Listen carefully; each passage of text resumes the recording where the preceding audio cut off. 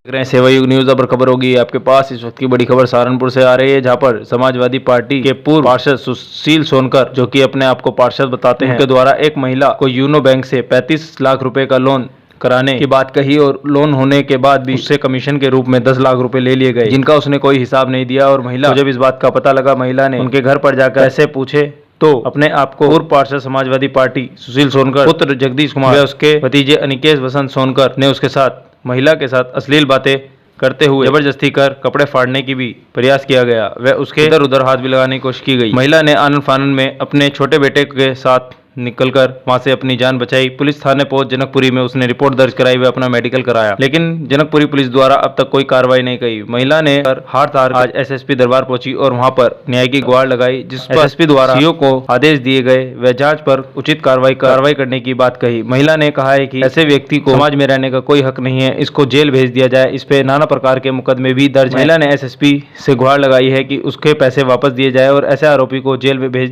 दिया जाए। वह गुंडा एक्ट भी इस पर लगाई गई है। आइए जानते हैं महिला से पूरी बात। सेवा युग की ब्रेकिंग न्यूज देखने के लिए हमारे चैनल को सब्सक्राइब करना ना भूलें। ब्यूरो रिपोर्ट, सेवा युग न्यूज। क्या मामला हुआ?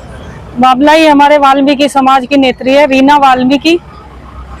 इसके साथ ये सफाई कर्मी है, इसके पति की डेथ हो गई है, 6 साल हो गए हैं।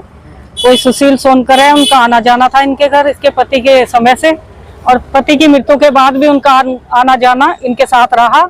ये किराए पे रहती हैं जेलचुंगी की साइड, और जनकपुरी थाने का मामला है। फिर वो आते रहे जाते रहे, हालचाल पूछते रहे। उन्होंने कहा किराए के मकान में कब तक रहोगी, हम तुम्हें लोन दिला देते हैं 30-35 लाख का। तो ये भी एग्री हो गई, राजी हो गई। तो इन्होंने जो है, उन्होंने कहा 3.5 लाख रुपए का लगभग खर्चा आएगा। इन्होंने लोन भर दिया, 3.5 लाख रुपया उधार लेकर ब्याज पे किसी से दिया उनको, सुशील सोनकर जी को। उसके बाद जब इनका नहीं मकान बन सका तो ये उनके घर एक दिन गई, कहने लगे कि भैया अभी तक हमारा बनाने क्या बात है मकान, और आपने पैसे पूसे भी ले लिए, लोन भी करा दिया, और उसके भी पैसे, इनका चेक बैंक में आया इनके नाम से। तो उसके बाद उन्होंने कहा ठीक है आप शाम को आना। तब ये शाम को गई हैं तो इनके साथ अश्लील हरकत करी है, इनके कपड़े फाड़े, कपड़े दिखाओ वो पड़े हैं उनके, इनके कपड़े फाड़े हैं, और इनके साथ में यहाँ नाखून सारे लगे हुए हैं, और इनका मेडिकल भी हो चुका है। अब सीओ साहब के पास, एसएसपी साहब के पास बहुत गुहार लेकर आए हैं। उन्होंने आश्वासित किया है, ये रसीद भी दिया है जनकपुरी थाने के लिए, और सीओ साहब ऐसे इंक्वायरी को करेंगे।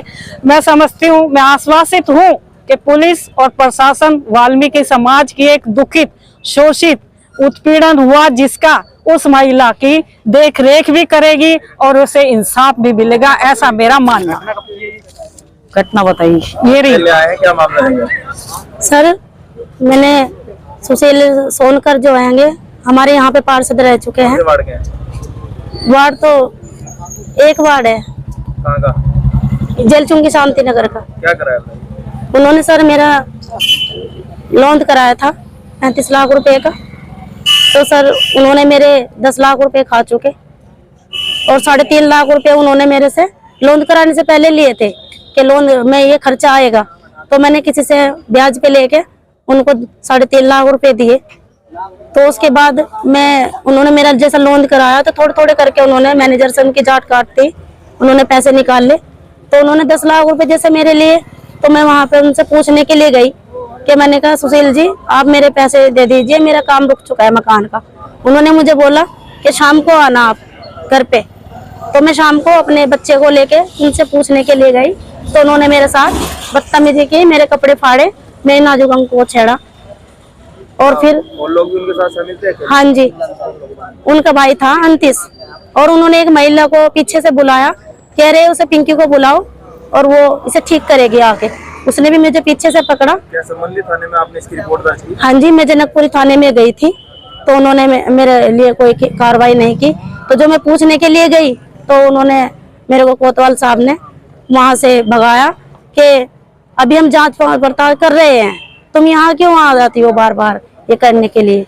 तो अभी मैं यहाँ पे आई हूँ। कोई मेडिकल वगैरह कराया? हाँ जी, वो सब करा के दिया है मैंने उनको। पुलिस ने कोई कार्रवाई नहीं, कोई कार्रवाई नहीं की।